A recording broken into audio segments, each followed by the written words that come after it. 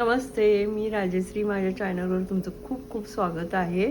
आणि मी ना तुम्हाला आज बटाट्याचे परोठे कसे बनवायचे ते तुम्हाला सांगते. आता मी तुम्हाला 2 टिप्स सांगणार आहे. एक तर कणिक कशी पाहिजे आणि एक तर परोठ्याची भाजी कशी पाहिजे.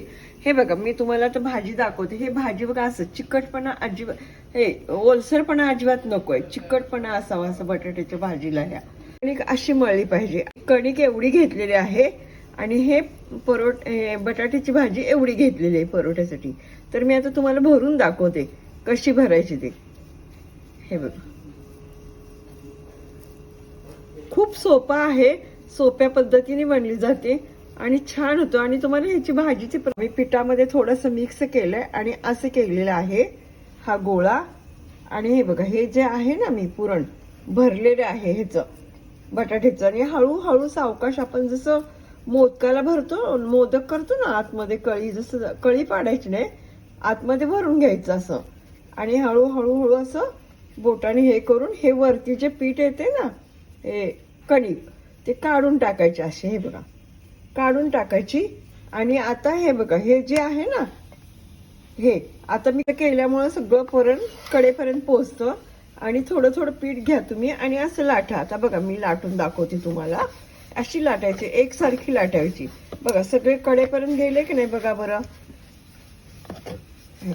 हे लाटण्याचे आणि हळू एकदम लाटणं ठेवायचं, जास्त जोरात लाटणं दाबायचं नाही. आणि उलटून पालटून लाटायची, कारण मग एका बाजूनी कडक होती आणि एका बाजूनी मऊ राहती. तर आपल्याला दोन्ही बाजूनी लाटले की सेम होतं सारखे.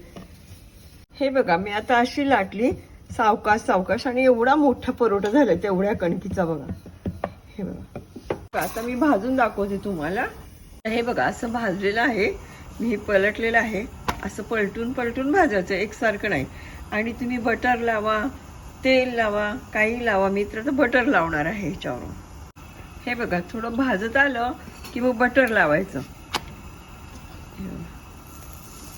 नाही लावलं तरी चालतं, नंतर लावलं तरी चालतं. मी ना हे घरी तयार केलेलं बटर आहे माझ्याकडे आणि मी ते लावते. तुमच्याकडे घरी नसेल, तुमच्याकडे विकतचं असेल तरी तुम्ही लावू शकता ते पण.